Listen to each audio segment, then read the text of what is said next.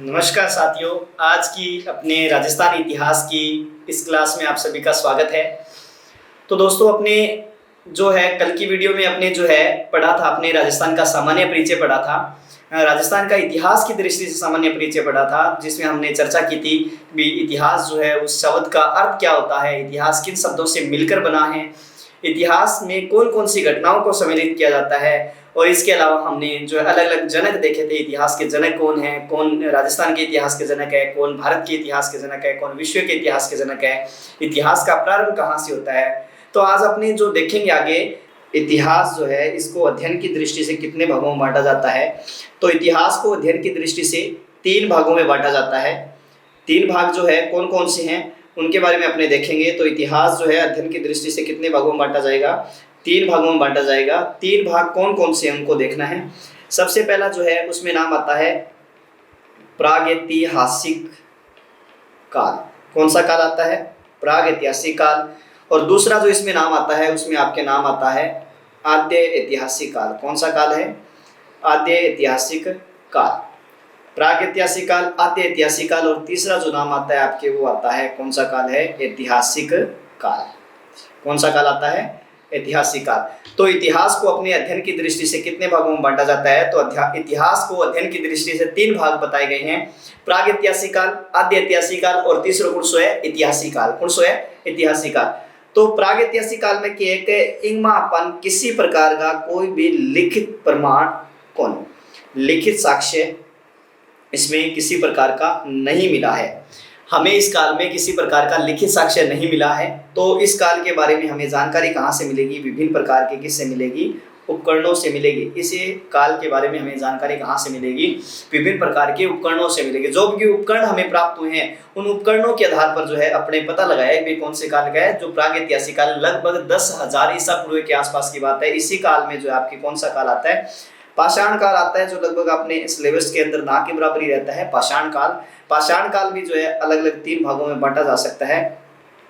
पूरा पाषाण, ठीक है, आद्य पाषाण कह सकते हो या मध्य पाषाण कह सकते हो इसको, और कौन सा है? नव पाषाण है।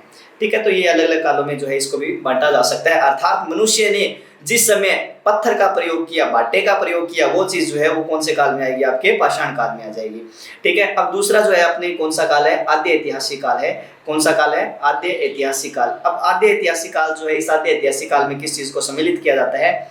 तो हम देखेंगे आद्य ऐतिहासिक काल जो है इसमें अपने किसको सम्मिलित करेंगे? तो आद्य ऐतिहासिक काल में अपने सम्मिलित करेंगे क्योंकि इसमें हमारे पास जो है लिखित साक्ष्य मिले हैं। कौन से साक्ष्य मिले हैं? लिखित साक्ष्य मिले हैं इस काल में हमें। लेकिन जो लिखित साक्ष्य हैं वो लिखित साक्ष्य अपठनीय, अर्थात उन्हें पढ़ा नहीं जा सकता। लिखित साक्ष्य जो है वो अपठनीय है, उनको पढ़ा नहीं गया है। तो इस काल के बारे में भी जानकारी किसके आधार पर मिलेगी? जो इस काल में विभिन्न प्रकार के क्या मिले हैं? ये उपकरण जो मिले हैं, इन उपकरणों के आधार पर हमने इस आद्य ऐतिहासिक काल की क्या मिली है? जानकारी मिली है। आद्य ऐतिहासिक काल की इन उपकरणों के आधार पर हमारे पास क्या मिली है? जानकारी मिली है। तो अर्थात आद्य ऐतिहासिक काल जो है वो आद्य ऐतिहासिक काल में लिखित साक्ष्य मिले हैं, उन्हें पढ़ा नहीं जा सकता है।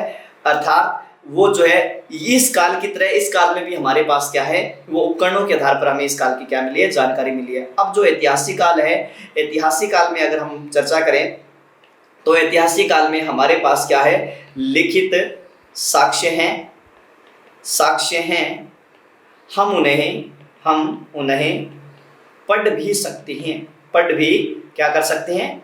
पढ़ भी सकते हैं। अर्थात ऐतिहासिक काल में जो भी हमारे पास ग्रंथ मिले हैं, महाजनपद काल है, मौर्य काल है, गुप्त काल है, जितने भी बाद के सारे काल आए हैं उन काल के अंदर जो है ऐतिहासिक काल जो है इसमें हमारे पास जो भी लिखित साक्ष्य है उन सभी साक्ष्यों को हम क्या कर सकते हैं? पढ़ सकते हैं, वो पठनीय है। और जो प्रागैतिहासिक काल मतलब लिखित साक्ष्य कोनी उपकरण के आधार पर जानकारी है। आद्य ऐतिहासिक काल मतलब लिखित साक्ष्य है लेकिन पढ़ कौन सा? क्योंकि इन अंदर जी की है अपने भारत की जी प्रसिद्ध सभ्यता है, जी को नाम है सिंधु घाटी सभ्यता। कौन सी सभ्यता है? सिंधु घाटी सभ्यता। थारे बात समझ में आ रही है नहीं? मैं क्या कहने ला रहा हूँ भाई, सिंधु घाटी जी की सभ्यता है आ भाई अंदर, क्योंकि इन अंदर जी की लिपि है, वह लिपि है सिंधु लिपि।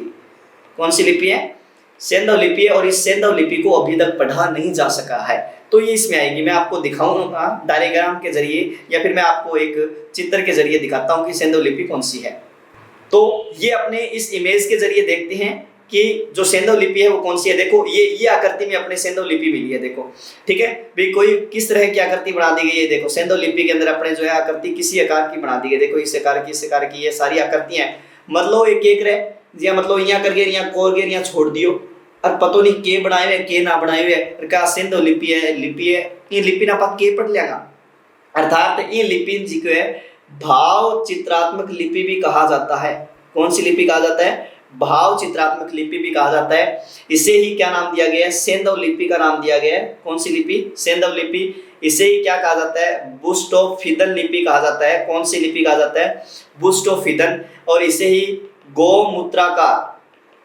गोमूत्राकार लिपि कहा जाता है। इसी को ही नाम दिया गया इन्होंने, कौन सा? सर्पिलाकार लिपि कहा गया है, ठीक है ना। तो ये जो लिपि है ये लिपि आपके सामने है। कभी इसमें इस तरह के अक्षर मिले, इस तरह की हमें चिन्ह मिली है जिनको क्या पढ़े हम, समझ में तो कुछ आ रहा नहीं है, ठीक है। अर्थात चित्रों के द्वारा भावों को प्रस्तुत किया गया। अधिकतर जो आकृति मिली है इस लिपि में वो इस तरह की मछली की आकृति किसी मिली है, इस तरह की अपने जो आकृति मिली है इसमें अधिकतर आकृतियां जो है इस आकार की हैं। स्वस्तिक चिन्ह भी हमें जो है स्वस्तिक चिन्ह की आकृति भी हमें मिली है, जैसे इसमें आप देख रहे हो ये स्वस्तिक चिन्ह दिया गया है इस चित्र के अंदर। तो ऐसी जो है जिनको हम पढ़ ही नहीं सकते, भाव जो है वो चित्रों के द्वारा प्रस्तुत किए गए, उनको पढ़ नहीं सकते, ये सारे के सारे जो है वो किस में मिले अपने? ये सेंधव लिपि। और किसका भाग है? आद्य ऐतिहासिक। अर्थात भारत की जो सिंधु घाटी सभ्यता है वो किसका भाग मानी जाती है? तो आद्य ऐतिहासिक काल का भाग मानी जाती है। वेरी इंपॉर्टेंट प्रश्न आपके लिए बनेगा, ध्यान रखना यहाँ पर, ठीक है। जिसको भाव चित्रात्मक है, सेंधव है, बुस्टोफिदन है, गोमूत्राकार है, सर्पिलाकार है, ये इस लिपि का नाम दिया गया आपको, ठीक है ना। इस लिपि का क्या नाम दिया गया है? भाव चित्रात्मक, सेंधव है, बुस्टोफिदन है, गोमूत्राकार है, सर्पिलाकार है, ये लिपि है, ठीक है ना, सर्प के आकार की। अर्थात ये लिपि इस तरह से लिखी, दाई से बाई ओर, पहले यहाँ लिख दियो, फिर आ लेन पूरी होगी, फिर यहाँ चाल पड़ा, फिर आ लेन पूरी होगी, यहाँ करके यहाँ लिखता गया। अब ऐसे ये लिपि जो लिखी जा रही है आपको पता है, दाएं से बाएं फिर बाएं से दाएं, इस तरह से जो है ये लिपि लिखी जा रही है। अर्थात गोमूत्राकार या सर्पिलाकार लिपि, सर्प के आकार की बन गई है ना लिपि, इस तरह से इसमें साक्ष्य मिले। अपने कौन से किसकी बात करें? अपने बात करें हैं आद्य ऐतिहासिक काल में, जिसमें लिखित साक्ष्य हैं। ऐसे लिखित साक्ष्य हैं जो आप इस चित्र के माध्यम से देख रहे हो, ठीक है। और ये जो है अपने ये लिखित साक्ष्य मिले हैं जिनको हम पढ़े नहीं सकते, जिनको पढ़ा नहीं जा सकता है। तीसरा कौन सा काल है आपका? ऐतिहासिक काल है, जिसमें लिखित साक्ष्य है, हम उनको पढ़ भी सकते हैं। जैसे मान लो इसमें अपने जो है जैसे महाजनपद काल लेते हैं, तो महाजनपद, इन महाजनपदों के बारे में, भारत की बात कर रहा हूं मैं, महाजनपदों के बारे में जो जानकारी है वो आपको पता है कहाँ कहाँ से मिल रही है। तो ये चीजें सारी की सारी इसमें आप जो है आपके समझ में आ रही है। भी महाजनपद काल में ग्रंथ है जो अंगुत्तर निकाय, जैसे मान लो ग्रंथ है, बौद्ध ग्रंथ है, अंगुत्तर निकाय में 16 महाजनपदों का वर्णन है। 16 महाजनपद है ना, नाम सुना होगा, अंगमद, काशी, कौशल, वत्स, कुरु, पांचाल, सुरसेन, नस्म, कवंती, गांधार, कंबोज, वज्जीमल, चैदी, मत्स्य, सारे सारे जो है 16 महाजनपद है। इन महाजनपदों की जानकारी हमें वहां से मिल रही है। तो इस आधार पर जो है ये सेंधव लिपि है, मैंने आपको बताया इसके बारे में भी 3 काल बताए इतिहास को अध्ययन की दृष्टि से, प्रागैतिहासिक काल, आद्य ऐतिहासिक काल और तृतीय से ऐतिहासिक काल है। अब इसके बाद में अपने जो है एक नया टॉपिक स्टार्ट करने जा रहे हैं जिसका नाम आपने सुना ही होगा, जिसका नाम क्या है? सभ्यता। कौन सा टॉपिक है? सभ्यता।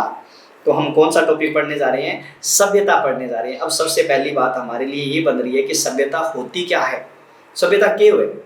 सभ्यता मतलब आप सिंपल तरीके में देखा तो सभ्य लोगों का जो निवास स्थान है,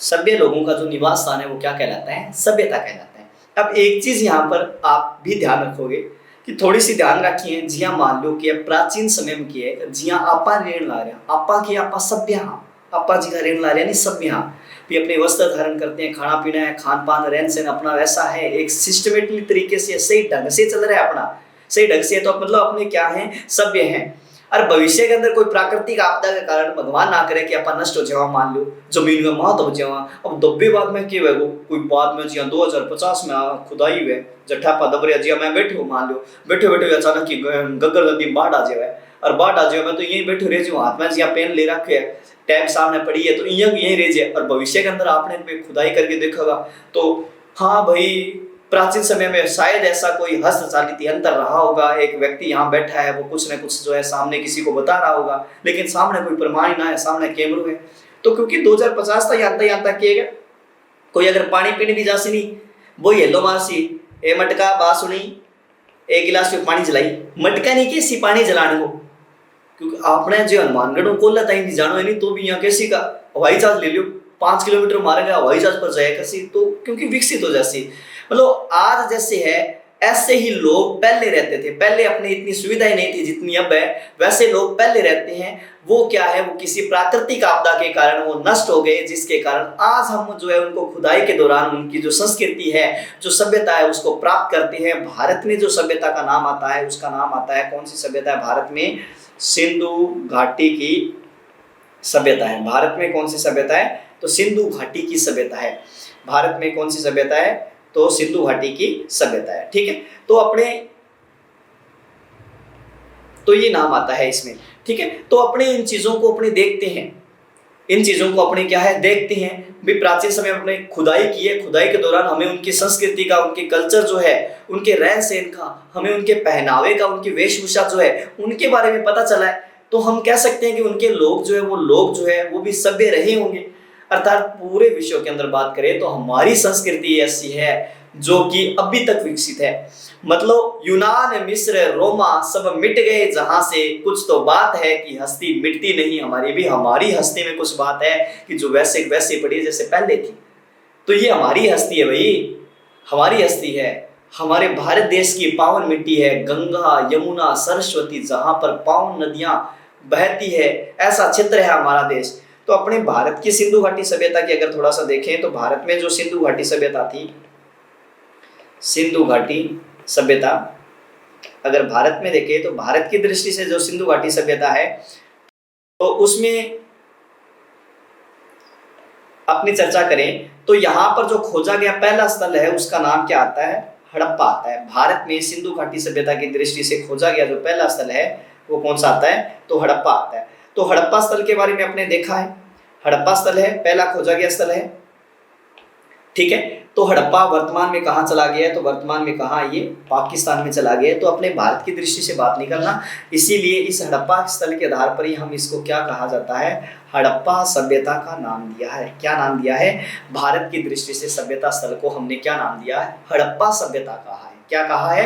हड़प्पा। इसी हड़प्पा सभ्यता का हमने जो राजस्थान में जहां भी स्थल विकसित हुए तो राजस्थान में होने वाले स्थलों के लिए हमने कौन से शब्द का प्रयोग किया है? तो राजस्थान में स्थल जो है वो कौन से, किस नाम से? कालीबंगा सभ्यता के नाम से जाने जाते हैं। कालीबंगा सभ्यता के नाम से जाने जाते हैं। कौन सी सभ्यता के? कालीबंगा सभ्यता के नाम से जाने जाते हैं। तो ये चीजें अपने इसके अंदर पढ़नी है, ध्यान देना है। तो अपने जो चर्चा करेंगे वो किस सभ्यता के बारे में चर्चा करेंगे? अपने चर्चा करेंगे कालीबंगा। मतलब राजस्थान में जो भी स्थल है उन सभी स्थलों को कालीबंगा किस सभ्यता के नाम से जाना गया है। किस नाम से जाना गया है? कालीबंगा सभ्यता। मतलब यहाँ पर लगभग 175 से ऊपर के स्थल अपने जो है राजस्थान में मिल चुके हैं। 175 के ऊपर से स्थल जो है अपने राजस्थान में मिल चुके हैं। तो सबको हमने सम्मिलित रूप से किसका नाम दिया है? तो सबको हमने सम्मिलित रूप से क्या नाम दिया है? को कालीबंगा सभ्यता का नाम दिया है। जितने भी स्थल है सबको हमने कालीबंगा सभ्यता का नाम दिया है। तो अपनी जो है जैसे मान लो राजस्थान में जो भी सभ्यता है उनको किस नाम से जाना जाता है? कालीबंगा सभ्यता। मैंने आपको बता दिया। जैसे मान लो अपने एक डायग्राम के जरिए अगर इनको समझना चाहें तो कैसे समझ सकते हैं? देखो कि जैसे मान लो मैंने आपके सामने ये एक राजस्थान का नक्शा बना दिया। ठीक है, राजस्थान का नक्शा बना दिया। जैसे मान लो ये मैंने पूरा राजस्थान बना दिया। तो राजस्थान में यहाँ पर एक जिला है जिसका नाम आपने सुना होगा। कौन सा जिला है? हनुमानगढ़ जिला है। कौन सा जिला? हनुमानगढ़। तो हनुमानगढ़ जो जिला है, इस हनुमानगढ़ जिले में कौन कौन सी सभ्यताएं विकसित हुई? तो अगर हम इसकी चर्चा करें तो हनुमानगढ़ जिले में आपको भी पता है कौन कौन सी सभ्यताएं विकसित हुई है, जिसमें नाम आता है आपके कालीबंगा। कौन कौन सी सभ्यताएं? कालीबंगा, पीलीबंगा, रंगमहल, कालीबंगा, पीलीबंगा, रंगमहल, बड़ोपल, कर्णपुरा और इसके साथ साथ पल्लू। ये इतनी सभ्यताएं जो अपने राजस्थान के हनुमानगढ़ जिले में विकसित हुई। अर्थात हम प्रत्येक सभ्यता प्रत्येक सभ्यता स्थल के बारे में जानेंगे, भी कौन से जिले में कौन सी सभ्यता है, कौन सी सभ्यता, मतलब इसमें अपने महत्वपूर्ण मैटर तो 5 ही सभ्यताओं का आता है, 5 ही सभ्यताएं आपके लिए महत्वपूर्ण है, वही आपके पेपर में आएगी। लेकिन अपने उनके नाम ये कई बार ये पूछ लेता है कि ये सभ्यता जो है वो कहाँ है। जैसे इसमें आपने पढ़ा है कालीबंगा, पीलीबंगा, रंगमहल, बड़ोपल, कर्णपुरा, पल्लू जो है ये सभ्यताएं अपने कहाँ विकसित हुई है, सारी सारी तो हनुमानगढ़ जिले में, जिसमें अपने सबसे पहले सभ्यता जो है सभ्यता स्थल है जिसके बारे में अपने पढ़ना चाहते हैं। अब अपने एक सभ्यता स्थल की चर्चा करेंगे। सबसे पहले ले लेते हैं जिसका नाम क्या है, कालीबंगा सभ्यता। कालीबंगा सभ्यता, ये जो कालीबंगा सभ्यता है, कालीबंगा सभ्यता देखो सबसे पहले अपने देखेंगे कि कालीबंगा का शाब्दिक अर्थ क्या होता है। कालीबंगा का शाब्दिक अर्थ क्या होता है, तो कालीबंगा का शाब्दिक अर्थ जो है ये एक सिंधी भाषा का शब्द है। कौन सी भाषा का, सिंधी भाषा, सिंधी भाषा का शब्द है। और इसका शाब्दिक अर्थ क्या होता है, काले रंग की चूड़ियां। तो यहाँ पर काले रंग की जो चूड़ियां हैं, इन चूड़ियों का जो है ढेर मिला है, काले रंग की चूड़ियों का क्या मिला है, ढेर मिला है। तो कालीबंगा का शाब्दिक अर्थ क्या हो गया, काले रंग की चूड़ियां हो गया। तो काले रंग की चूड़ियों का यहाँ ढेर मिला है, इसीलिए इसका नाम, इस स्थल का नाम क्या पड़ गया है, कालीबंगा सभ्यता पड़ गया है। ठीक है, कालीबंगा सभ्यता पड़ गया। कालीबंगा जो है वो कहाँ है, तो कालीबंगा अगर हम चर्चा करें तो कालीबंगा कहाँ पड़ती है, तो कालीबंगा आपको ध्यान रखना है कि राजस्थान के कौन से जिले, हनुमानगढ़ जिले में। कौन से जिले में, हनुमानगढ़, राजस्थान के हनुमानगढ़ जिले में। कौन सी तहसील में, पीलीबंगा तहसील में। कौन से जिले की, हनुमानगढ़ जिले की पीलीबंगा तहसील में पड़ती है जो है कौन सा, कालीबंगा जो स्थल है वो हनुमानगढ़ जिले की पीलीबंगा तहसील में पड़ता है। तो आपके यह प्रश्न कैसे भी बन सकता है, यहाँ पर जैसे मान लो कि पेपर वाला आपसे प्रश्न पूछ सकता है कि वो अगर मान लो क्वेश्चन लिख दे, वो क्या लिख दे कि कालीबंगा स्थित है, क्या लिख दे, कालीबंगा स्थित है। तो आपका आंसर ऐसी स्थिति में क्या रहना चाहिए, जैसे मान लो वो ऑप्शन दे दे, पहला ऑप्शन उसने आपको दे दिया कि पहला ऑप्शन आपने उसने दे दिया आपको हनुमानगढ़। कौन सा ऑप्शन दे दिया, हनुमानगढ़।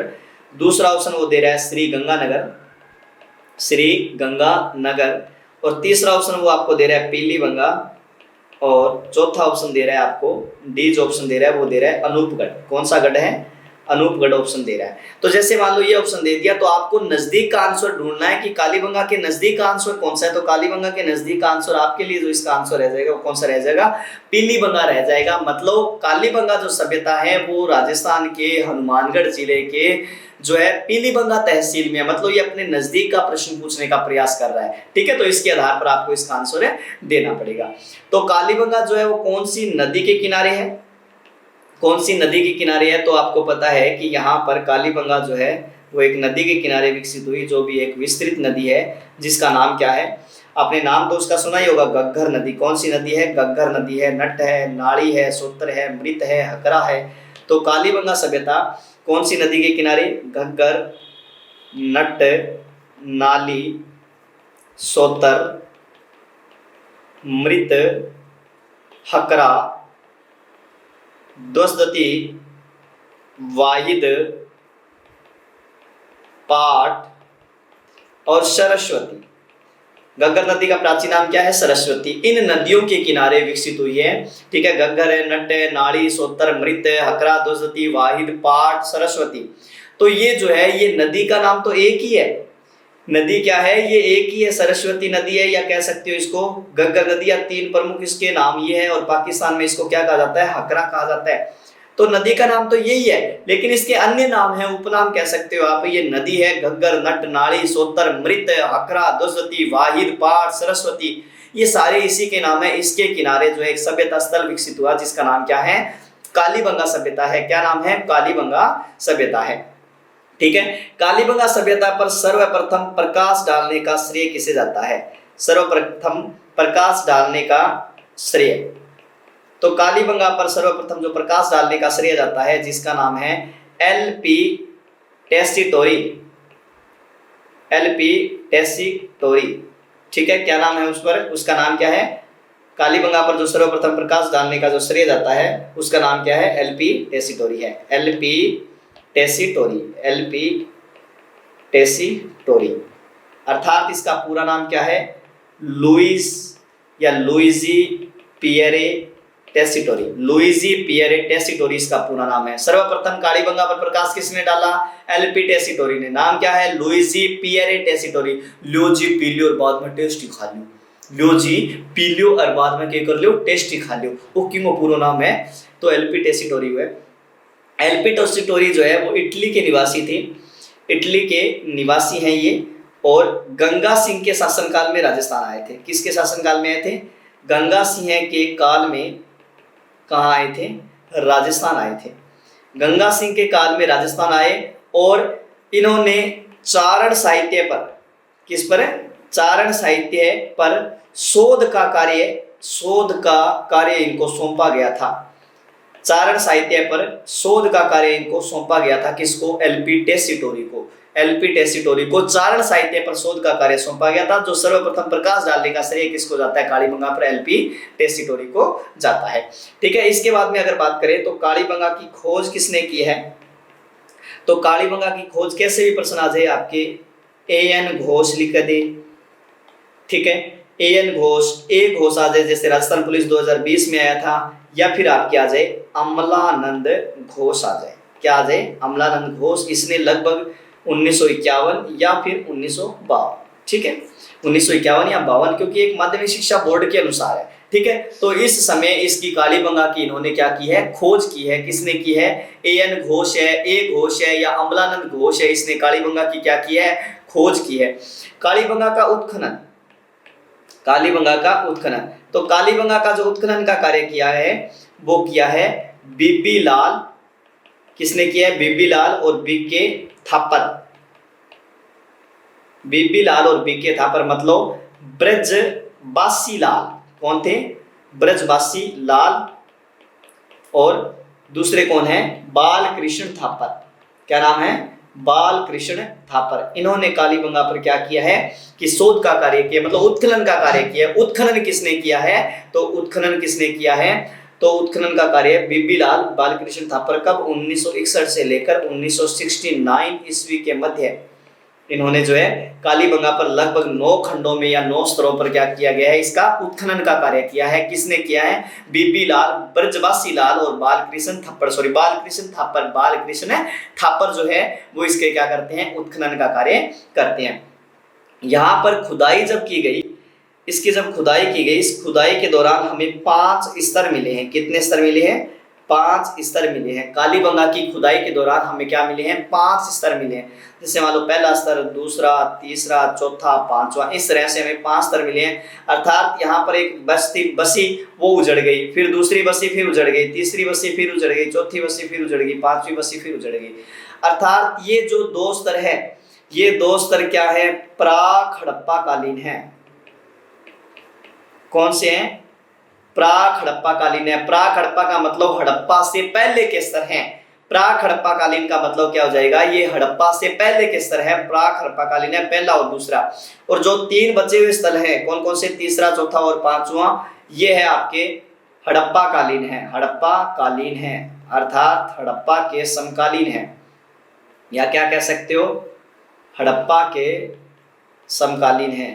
समकालीन है, हड़प्पा के समकालीन है। अर्थात ये जो है ये 3 स्तर हड़प्पा के समकालीन बसे, और ये जो बचे हुए 2 स्थल है ये हड़प्पा से पहले की हैं। ये 2 स्तर हड़प्पा से क्या है? पहले की हैं। अर्थात खुदाई के दौरान हमें यहाँ पर कितने स्तर मिले हैं कालीबंगा में? तो 5 स्तर मिले हैं। 2 पहले के, 3 समकालीन है, 2 पहले के, 3 समकालीन है, 2 पहले के, 3 समकालीन है। ऐसे याद रखना। कितने स्तर है खुदाई के दौरान? 5 स्तर है। खोज किसने की? कालीबंगा की खोज की है एक घोष ने।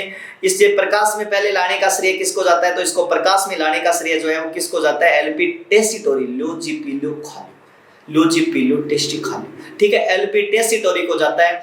इसके अलावा मैंने आपको बताया इसकी जो है उत्खनन का कार्य 1961 से 1970 के मध्य जो है किसने किया है? बीबी लाल बीके थापर, बीबी लाल बीके थापर, बीबी लाल बीके थापर ने किया है। तो इस तरह से आपको याद रखना है। ठीक है, और खुदाई के दौरान कितने स्तर प्राप्त हुए हैं? 5 स्तर हैं। तो प्राक हड़प्पा कालीन है और हड़प्पा के समकालीन है। इसके बाद में हमें खुदाई के दौरान जो है यहाँ पर 2 टीले प्राप्त हुए। कितने टीले प्राप्त हुए हैं? 2 टीले प्राप्त हुए हैं। ठीक है, इस तरह से हमें कितने टीले प्राप्त हुए हैं? 2 टीले प्राप्त हुए हैं। ये देखो, इस तरह से हमें कितने टीले प्राप्त हुए हैं? 2। अर्थात एक जो है ऊंचाई है, ऊंचाई इसकी क्या है, ज्यादा है, ऊंचाई क्या है इसकी, ज्यादा है, ऊंचाई क्या है इसकी, ज्यादा है। ठीक है, इस टीले की ऊंचाई क्या है, ज्यादा है। और दूसरा जो है, दूसरा क्या है, विस्तृत ज्यादा है, विस्तृत क्या है, ये अधिक है, दूसरा टीला विस्तृत अधिक है। इस टीले को इन्होंने पूर्वी टीला कहा है। कौन सा टीला कहा है, पूर्वी टीला कहा है। और इस टीले को इन्होंने कौन सा टीला कहा है, पश्चिमी टीला की संज्ञा दी है। इसको पूर्वी टीला कहा है, इसको कौन सा कहा है, पश्चिमी टीला कहा है। अर्थात ये जो है ये एक तरह से किसी न किसी लोगों का निवास स्थान रहा होगा, अर्थात विस्तृत है। तो इस टीले को इतिहासकारों ने कौन से टीले की संज्ञा दी है, नगर टीला कहा है। कौन सा टीला कहा है, नगर टीला, पूर्वी टीला, विस्तृत ज्यादा है, ऊंचा कम है। तो ये ऊंचाई पर है तो हम कह सकते हैं कोई न कोई यहाँ पर पुरोहित वर्ग का क्या रहा होगा, निवास स्थान रहा होगा। कौन से का, पुरोहित वर्ग का, क्योंकि राजा रजवाड़े का तो ऐसा कोई सिस्टम था नहीं उस समय। तो पुरोहित वर्ग का इसको किसकी संज्ञा दी, और पुरोहित वर्ग उस समय किस में रहता होगा, दुर्ग में रहता होगा, जहां पर जाने के लिए विशेष व्यवस्थाएं होती थी, परमिशन लेनी पड़ती थी, वहां की जो मुद्राएं हैं वो मुद्रा होनी चाहिए, उसके बाद यहाँ पर जा सकते हो। तो खुदाई के दौरान कितने टीले मिले हैं, तो खुदाई के दौरान पूर्वी टीला, पश्चिमी टीला, पूर्वी टीला विस्तृत ज्यादा है, जो नगर टीला है, पश्चिमी टीला विस्तृत कम है, जो कि कौन सा है, दुर्ग टीला है। तो इसके अलावा आपने इसके बारे में और क्या कह सकते हैं, इसके अलावा आपने इसके बारे में ध्यान रखना आपको कि डॉक्टर गोपीनाथ शर्मा ने, डॉक्टर गोपीनाथ शर्मा ने कालीबंगा को सिंधु घाटी सभ्यता की तीसरी राजधानी कहा है, तीसरी राजधानी कहा है। कालीबंगा को डॉक्टर गोपीनाथ शर्मा ने सिंधु घाटी सभ्यता की तीसरी राजधानी की संज्ञा दी है। दूसरी बात, एक चीज ध्यान रखना, नोट लगा के लिख रहा हूं मैं यहाँ पर, इंपोर्टेंट है, ठीक है, नोट लगा के लिख रहा हूं कि स्टुअर्ट पिगट ने हड़प्पा व मोहनजोदड़ो को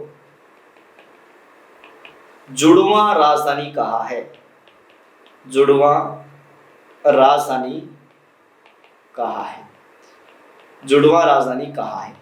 तो हड़प्पा व मोहनजोदड़ो को जुड़वा राजधानी की संज्ञा दी है, किसने कहा है, स्टुअर्ट पिगट ने कहा है। किसने कहा है, स्टुअर्ट पिगट ने कहा है। ठीक है, किसने कहा है, स्टुअर्ट पिगट ने कहा है। क्या कहा है, देखो कि डॉक्टर गोपीनाथ शर्मा ने कालीबंगा को सिंधु घाटी सभ्यता की तीसरी राजधानी कहा है, स्टुअर्ट पिगट ने हड़प्पा व मोहनजोदड़ो को जुड़वा राजधानी की संज्ञा दी है। कुछ अपने विशेषताओं की चर्चा करते हैं, कुछ अलग सी जो विशेषताएं हैं उन कुछ अलग सी विशेषताओं की चर्चा करते हैं, जिसमें अपने देखेंगे कि सबसे पहली विशेषता जाती है कि ये जो है ये सभ्यता मात्र स्थात्मक है, मात्र स्थात्मक है। अर्थात यहाँ पर एक सिक्का मिला है जिस पर किसका चित्र बना हुआ है, महिला कुमारी देवी का चित्र मिला है। ठीक है, किसका मिला है, महिला कुमारी देवी का क्या मिला है, चित्र मिला है। तो ये सभ्यता कैसी हो जाएगी, मात्र स्थात्मक सभ्यता हो जाएगी। कैसी हो जाएगी, मात्र स्थात्मक हो जाएगी। दूसरी ये सभ्यता क्या है, नगरीय सभ्यता है। कौन सी सभ्यता है, नगरीय, मतलब नगर के प्रमाण में आपको बताऊंगा किस तरह से ये नगरीय सभ्यता हो सकती है। तीसरी ये सभ्यता कांस्य युगीन सभ्यता है। कौन सी सभ्यता है, कांस्य युगीन, अर्थात हमारे पास यहाँ पर ज्यादातर जो उपकरण मिले हैं वो किसके मिले हैं, कांस्य के। क्योंकि मैंने आपको बताया था, पहले भी बताया था कि सबसे पहले मनुष्य ने प्रयोग किया किसको, पत्थर को। किसको, पत्थर को। पत्थर के समकालीन जो सभ्यता हुई उसे पाषाणकालीन कहा गया। क्या कहा गया, पाषाणकालीन। पत्थर के बाद में उसने प्रयोग किया क्या, तांबा। क्या प्रयोग किया, तांबा। तो तांबा जो है इसके समकालीन जो भी सभ्यताएं होगी इस काल में वो ताम्र युगीन सभ्यताएं कहलाएगी। कौन सी सभ्यताएं कहलाएगी, ताम्र युगीन। तांबे के बाद में जो है इसने प्रयोग किया क्या, कांस्य। अर्थात यहाँ पर जो है कौन सी सभ्यता हो जाएगी, कांस्य युगीन। कांसा किससे मिलकर बनता है, आपको भी पता है कि तांबा प्लस टिन से मिलकर जो है वो क्या बनता है, कांसा मिलता है। टिन जो है, टिन को क्या कहा जाता है, टिन को इतिहास में रांगा कहा जाता है। क्या कहा जाता है, टिन को इतिहास में रांगा की संज्ञा दी है। रांगो क्या, रांगो याद रखियो, ठीक है। तो तांबा कांस्य मतलब तांबा प्लस टिन, और कांस्य के बाद में इसमें किसको प्रयोग में लिया है, तो फिर लोहे को प्रयोग में लिए। अर्थात ये कौन सी सभ्यता है, लोहे युगीन। तो सिंपल सी बात है, पाषाण पत्थर मनुष्य के द्वारा प्रयोग की गई पहली वस्तु, तांबा मनुष्य के द्वारा प्रयोग की गई पहली धातु, फिर कांस्य क्या है? कांस्य है। कांस्य के बाद में क्या है? लोहा है। कांस्य के बाद में क्या है? लोहा है। तो इस तरह से आपको जो है ये चीजें जो है आपको ध्यान रखनी है कि इसमें क्या क्या चीजें जो है आपके बन रही है, क्या क्या प्रश्न आपके लिए यहाँ से जो है बनेंगे। अर्थात ये चीजें जो है अलग से आपको ध्यान रखनी है। मैंने आपको बता दिया कि इनका विकास क्रम कैसे रहा है, सबसे पहले क्या आया है, उसके बाद में क्या आया, फिर अंत में क्या आया है। तो अर्थात ये सभ्यता क्या है? मातृस्थात्मक है, महिला कुमारी देवी का चित्र मिला है, नगरीय सभ्यता है, नगर के प्रमाण है, और कांस्य युगीन सभ्यता है। कौन सी सभ्यता है ये? कालीबंगा सभ्यता। अब मैं आपको बता देता हूँ थोड़ी सी अलग सी विशेषताएं क्या क्या है। तो हम पढ़ने जा रहे हैं कालीबंगा का नगर नियोजन। तो कालीबंगा के नगर नियोजन में क्या है कि सड़कें इस टाइप की मिली है, अर्थात जो सड़कें मिली है वो एक दूसरे को समकोण पर काटती हुई मिली है, समकोण पर काटती हुई मिली है, समकोण पर काटती हुई मिली है। अर्थात इसको नाम दिया गया है कौन सी? ऑक्सफोर्ड पद्धति। कौन सी पद्धति? ऑक्सफोर्ड पद्धति का नाम दिया गया। इसी को ही कहा गया है, कौन सी पद्धति है? जाल पद्धति का नाम दिया गया। इसी को ही क्या कहा गया है? जाल पद्धति, ऑक्सफोर्ड पद्धति। अर्थात हम कह सकते हैं सड़कों का जाल बिछा हुआ था, जाल बिछा हुआ था। तो इस तरह से सड़कें एक दूसरे को समकोण पर काटती है। इसी को ही नाम दिया है कौन सी पद्धति? इसी को ही कहा जाता है कौन सी पद्धति है? ये ग्रिड पद्धति है। कौन सी पद्धति है? ग्रिड पद्धति है। तो इस तरह से सड़कें हमें एक दूसरे को समकोण पर काटती हुई प्रतीत हो रही है, ठीक है ना। ये देखो सड़कों कैसे एक दूसरे को समकोण पर काटती है। आपको ज्यादातर डायग्राम की जरूरत नहीं, मैं खुद ही बना दूंगा, उसकी आपको टेंशन लेने की जरूरत नहीं है। बस आपको समझना है, जो आपको अच्छी तरह से समझना है कि इसमें क्या कह रहा है। एक दूसरे को समकोण पर काट रही है, ऑक्सफोर्ड पद्धति है, जाल पद्धति है, सड़कों का जाल बिछा हुआ है, ग्रिड पद्धति का नाम है, इसे दिया गया है। तो आपने जो है इसमें कौन सी विशेषता पढ़ रही है? तो सिंधु घाटी सभ्यता या कालीबंगा सभ्यता की कौन सी विशेषता में आ जाएगा? ये नगर नियोजन विशेषता में आ जाएगा। इसके अलावा अगर हम इसी में चर्चा करें तो ध्यान रखना, जैसे ये सड़कें जो बनी हुई है ना, सड़कें जो है ये जैसे मान लो ये मुख्य सड़क है, तो घरों का दरवाजा इस मुख्य सड़क पर नहीं खुलता, तो ये थोड़ा सा आगे की तरफ जाकर पीछे, मतलब घरों का दरवाजा पीछे की तरफ खुलता, न कि मुख्य सड़क पर खुलता, ठीक है। जाने के लिए छोटी मोटी पगडंडी बना दी होगी, पीछे की तरफ खुलता था। मतलब घर के दरवाजे जो है, घर के दरवाजे पीछे की तरफ खुलते थे, पीछे की तरफ खुलते थे। घर के दरवाजे पीछे की तरफ खुलते थे। किसके? मकानों के घर के दरवाजे मुख्य सड़क पर न खुलकर पीछे की ओर खुलते थे, ठीक है ना, पीछे की ओर खुलते थे। इसके अलावा आपको इसमें और क्या ध्यान रखना है? आपको ध्यान रखना है कि ये जो सभ्यता है, ये सभ्यता नगरीय होने के बावजूद भी ये क्या है? उजड़ी हुई अवस्था में प्राप्त हुई है। अर्थात उजड़ी हुई मिलने के कारण इस सभ्यता को क्या नाम दिया गया? इस सभ्यता को कहा गया है, देखो इस सभ्यता को नाम दिया इन्होंने दीनहीन बस्ती। कौन सी सभ्यता? कालीबंगा सभ्यता। अर्थात कालीबंगा सभ्यता जो है उसको क्या कहा गया है? दीनहीन बस्ती की संज्ञा दी है, ठीक है, दीनहीन बस्ती की संज्ञा दी है। कौन सी सभ्यता? कालीबंगा सभ्यता को, ठीक है। आई बात समझ में आपके? तो दीनहीन बस्ती किसको कहा जाता है? तो दीनहीन बस्ती किसको कहा जाता है? कालीबंगा सभ्यता को कहा जाता है। इसके अलावा अगर हम बात करें तो पीछे की ओर मैंने दरवाजे बता दिए। घरों में भी बहुत बढ़िया व्यवस्था की गई थी। घरों में भी इस तरह से क्या है कि बढ़िया व्यवस्था की गई, अर्थात इस तरह से बीच में ढलान टाइप बनाया गया था और बीच में जो है वो कुआं बनाया गया था, या फिर ऐसे कह सकते हो अपने जो है कुंड, जो है पानी की कुंड बनाई गई थी। बरसात का पानी यहाँ इकट्ठा होता है, आकर इसके अंदर जाकर गिर जाता है। इस तरह की व्यवस्था जो है वो कालीबंगा में की गई थी। और कालीबंगा में जो घर में जो फर्श मिला है, घर में क्या मिला है? जो फर्श मिला है वो फर्श कैसा मिला है? तो अलंकृत फर्श मिला है। तो आपके लिए प्रश्न बन सकता है कि अलंकृत फर्श या अलंकृत ईंटों से बना फर्श, ऐसे कह सकते हो। मैं इसको ऐसे लिख देता हूं कि अलंकृत ईंटों से बना फर्श, अलंकृत ईंटों से बना फर्श जो है वो राजस्थान की कौन सी सभ्यता से मिला है? तो राजस्थान की कालीबंगा सभ्यता से मिला है। अलंकृत ईंटों से बना फर्श कालीबंगा सभ्यता से मिला है। और ईंटें जो है, ईंटें आपके लिए यहाँ पर बन जाएगा, ईंटें विशेष प्रकार की प्राप्त हुई है। विशेष प्रकार की मतलब ईंटों का अनुपात 4:2:1 में ईंटें मिली है। 4:2:1 में ईंटें मिली। अर्थात कैसे भी पूछा सकता है 3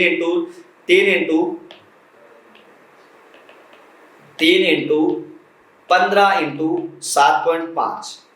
ऐसे में कह सकता है या ऐसे कह सकता है 40 इंटू 20 इंटू 10, ऐसे कह सकते हैं, क्योंकि आपका अनुपात क्या आना चाहिए, 4:2:1 ही आना चाहिए। इंटों का अनुपात यही है, विशेष प्रकार की टेबल है। इसके अलावा हमें यहाँ पर विशेष प्रकार की क्या मिली है, नालियां मिली है, अर्थात विश्व में एकमात्र कह सकते हो कि लकड़ी की बनी हुई नालियां जो है वो कहां से प्राप्त हुई है, कहां से मिली है, कालीबंगा से मिली है। यहां पर एक बार प्रश्न पूछा गया था, क्वेश्चन कैसे पूछा गया कि निम्न में से उत्कृष्ट जल निकासी प्रणाली का अभाव कहां था।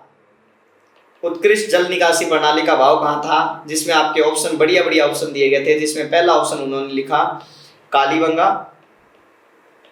दूसरा बनवाली या बनवाली, तीसरा आप कह सकते हो यहां पर ऑप्शन मिला लोथल, और चौथा उन्होंने ऑप्शन दिया हड़प्पा। तीसरा ऑप्शन क्या दे दिया, लोथल, चौथा ऑप्शन आपके दे दिया हड़प्पा। तो ध्यान रखना उत्कृष्ट जल निकासी प्रणाली, तो उत्कृष्ट जल निकासी प्रणाली में अगर ऐसा प्रश्न आए तो आपका आंसर कालीबंगा रहेगा, क्योंकि लकड़ी की नालियां सक्सेस नहीं हो सकती, आपको ही पता है सक्सेस नहीं हो सकती, तो इसीलिए उत्कृष्ट जल निकासी प्रणाली का यहाँ पर क्या पाया गया, अभाव। अगर जल निकासी प्रणाली का अभाव पूछे तो कहाँ है, बनवाली में। बनवाली में क्या है, सीधा अगर पूछ ले जल निकासी प्रणाली, ये हरियाणा में स्थल है भाई, जल निकासी प्रणाली का क्या है, यहाँ पर अभाव है। ठीक है, तो विद्यार्थियों ये मैंने आपको कुछ नगर नियोजन की विशेषताएं बताई। अभी नगर नियोजन कैसा था, तो मैंने आपको देखो किस तरह से बताया, सड़कें कैसे बनी हुई है, कैसे किस पद्धति में बनी हुई है। ठीक है, घरों के जो है दरवाजे किस तरफ थे, उसके अलावा जो है घरों के अंदर पानी की क्या व्यवस्थाएं की गई थी, इसके बारे में मैंने आपको बताया है।